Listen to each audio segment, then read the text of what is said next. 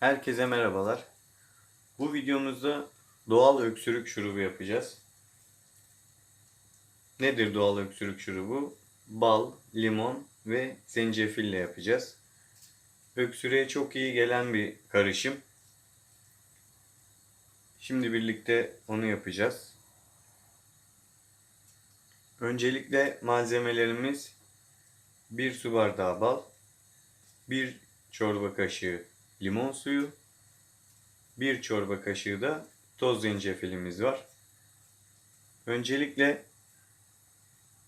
1 su bardağı balımızı kabımıza boşaltacağız.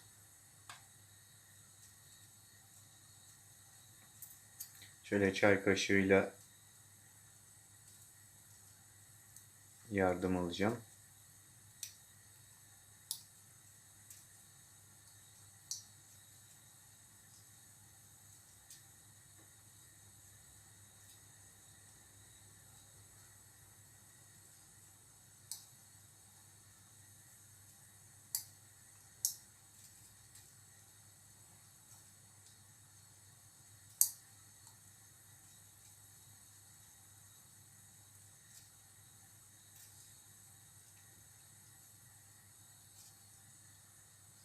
Evet, balımızı boşalttık. Kabımıza aldık. Daha sonra bir çorba kaşığı taze sıkılmış limon suyumuz var. Onu ilave ediyorum. Daha sonra toz zencefilimiz var. Bir çorba kaşığı da şöyle toz zencefilimizi ilave edeceğim.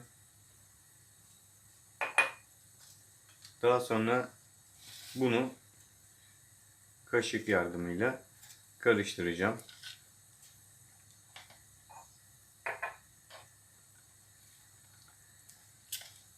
Bu karışım öksürüğe çok iyi geliyor.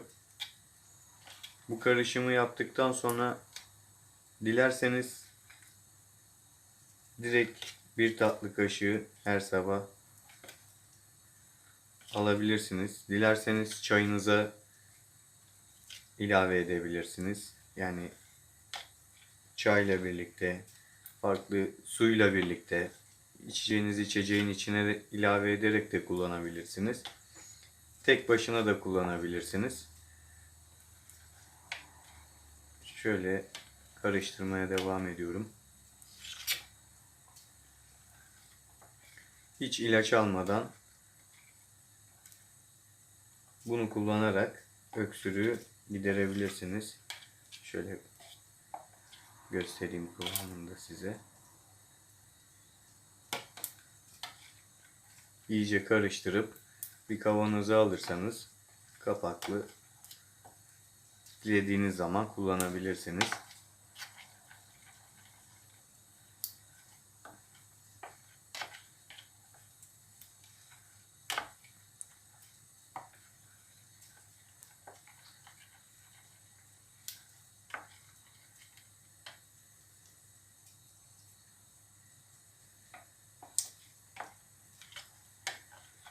İyice karıştırdık. Şu an öksürük şurubumuz hazır. Ben bunu şöyle küçük bir kavanoza alacağım.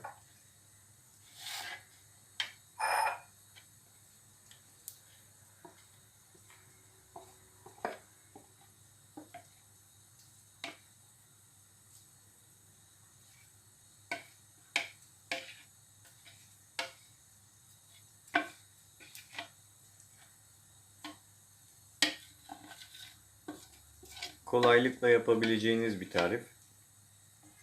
5 dakika bile sürmüyor. Afiyet olsun. Diğer videolarda görüşmek üzere.